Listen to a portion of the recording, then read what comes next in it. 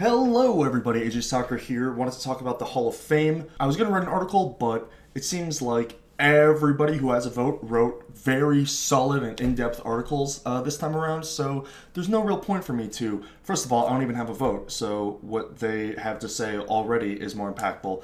And also, it's already been said a bunch of times, so I don't need to say it. Like, you know, X player is great and Y player is okay and borderline. Like, you already know all of the stats and everything. But there are a couple of sort of fallacies or misunderstandings, decision points that I disagreed with that I wanted to talk about. So here we are. The first one is the sort of compromise of less Pro Tour top eights being allowed into the Hall of Fame now. For a long time, it was 4 minimum and probably 5.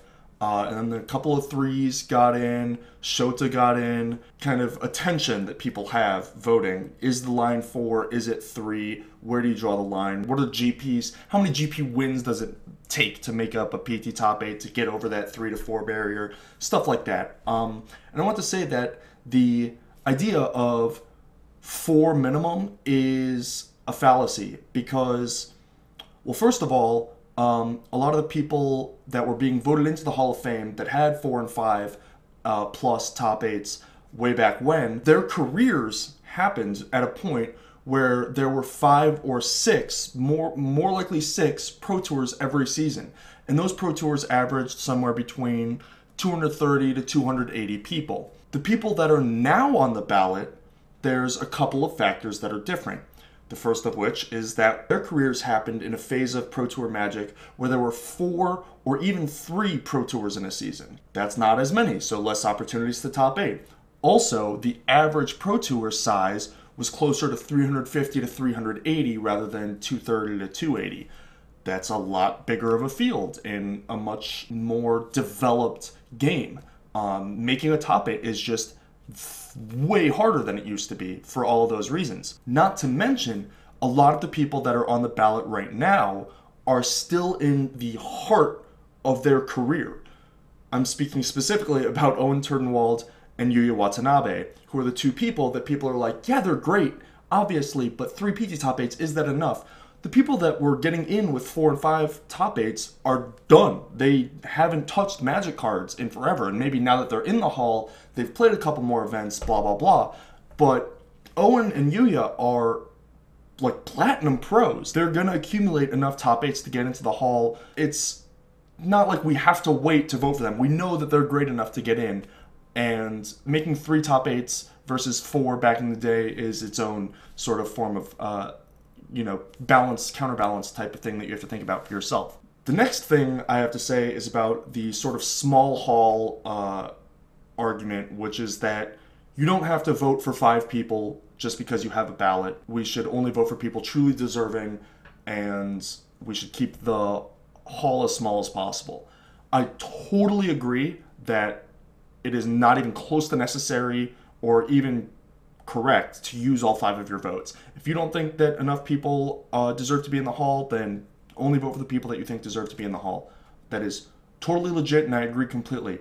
But the idea of boxing people out of the Hall to keep it smaller is something that I have a problem with, if only because historically that's just has not been the case. There's been a lot of people that are sort of fringe, and almost all of them got in. And the people that haven't gotten in, it's like pretty public. The Hall is not small. It just isn't. We are closer to the Baseball Hall of Fame than we are to, the Poker Hall of Fame, I guess, would be an example of a slightly tighter hall. But that's not a bad thing. That's okay. You don't have to break up the hall into tiers. We don't lose anything for having more people in the hall. Being the one of 40 Hall of Famers versus one of 60 Hall of Famers does not diminish making the Hall of Fame in any way. And I think that we're well past the point where we can keep the hall small, so let's let all the people that are deserving in. Which brings me to my next, which really is specifically this time around about Tsuyoshi Ikeda, who I would certainly vote for. He's right on that fringe and is unbelievably important in terms of community contributions. He is so important and impactful in Japanese Magic that I think that a lot of the American bias that happens in the Hall of Fame vote is kind of hurting him more than it's really hurt anybody else. I mean, Shota was another one where we weren't sure if he was going to get in because of this bias, and there's a deeply held belief in Japan, or at least before, Oiso and Samura got in the same year, there was a deeply held belief by the Japanese player base, by the pro base, and I know this because I talked to them and they tell me this, that the bias against Japanese players for Hall of Fame limits them to one Japanese player per ballot. They think that it was proven false, but they thought that it was impossible for more than one Japanese player to make it at a time because there wasn't enough exposure for them in the States. When I say Japanese bias, I don't mean people hate the Japanese and are racist against them. It's just they don't have the exposure and we're not as familiar and we don't understand the contributions that each one of them has for their own community.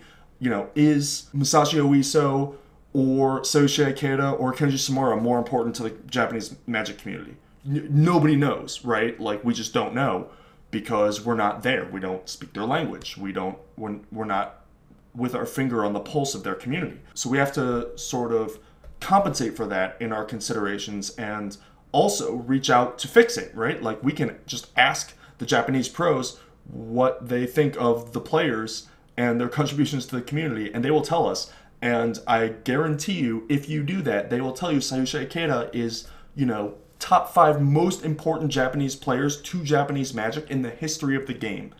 Guaranteed. So with borderline stats and that in consideration, I would certainly have him on my ballot.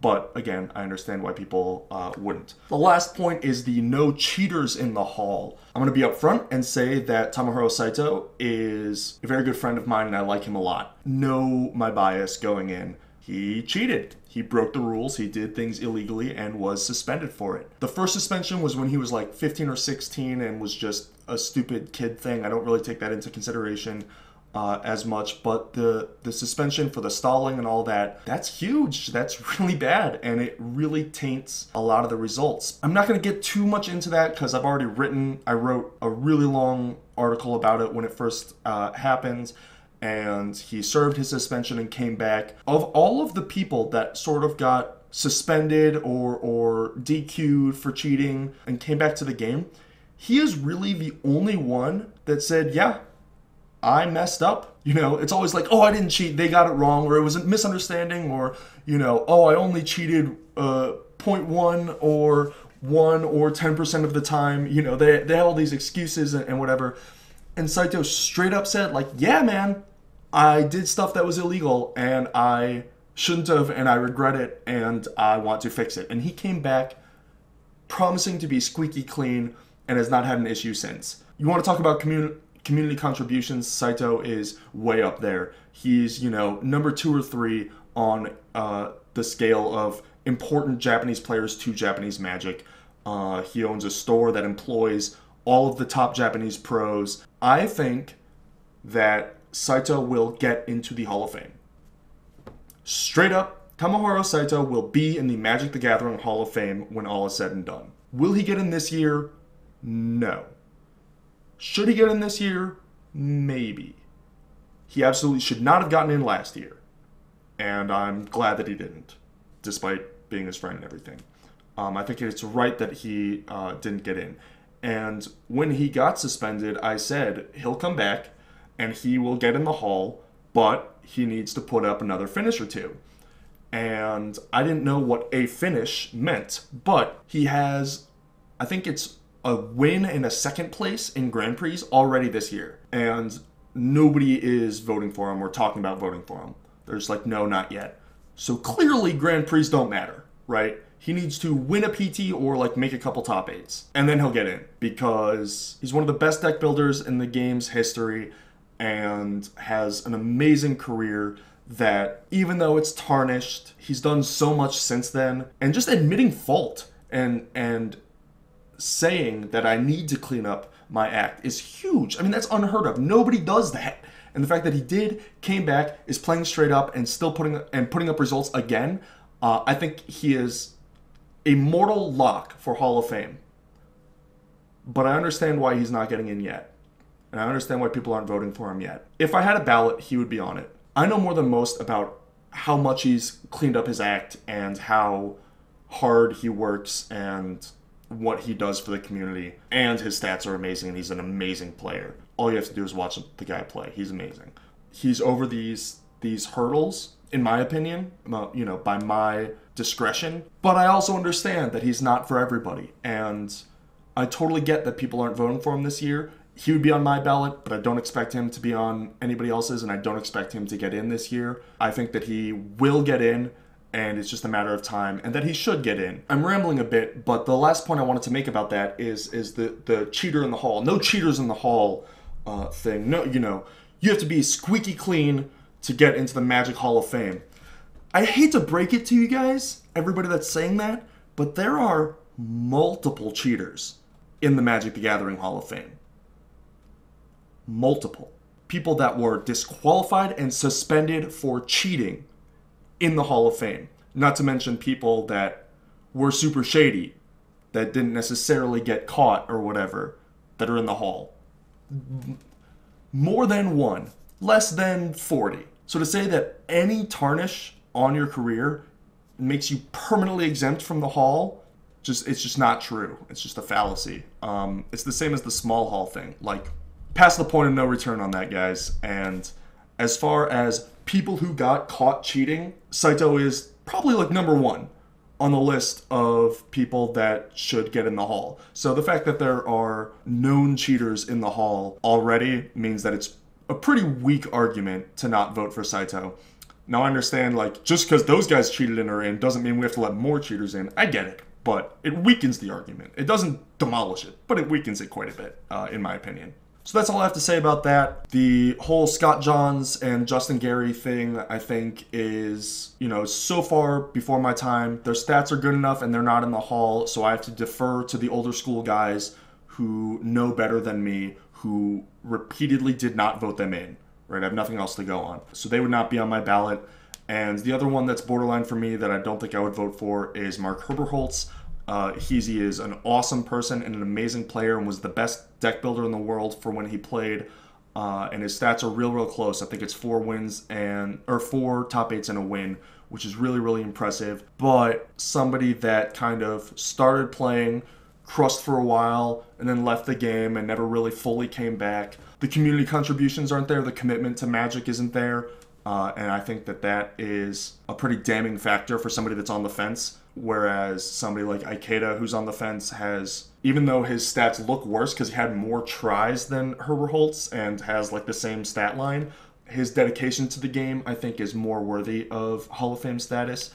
And I think that it's better for him to be in the Hall because Ikeda, coming back to the Pro Tour is really, really awesome. Whereas Herberholz coming back to the Pro Tour, not many people would even notice. I love you, Mark, and I'm sorry, but Ikeda is this huge figurehead, and he just doesn't really have that sort of impact and following. He was never really a regular writer, content producer, community leader, anything like that. He was just a great player and great deck builder.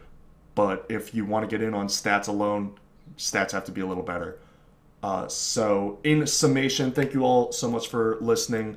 My ballot, if I had one, which I don't, would be Owen Turdenwald, Yuya Watanabe, Sayusha Ikeda, and Tomohiro Saito, which shows my anti-Japanese bias, but I think that they are the ones that are worthy. And I think that there are a lot of people that are really close to that 5th vote that aren't quite there, but yeah, that would be my ballot. And those are my predictions and expectations and thoughts on this year's ballot and the Hall of Fame overall. Thank you all so much for watching, and I will see you next time.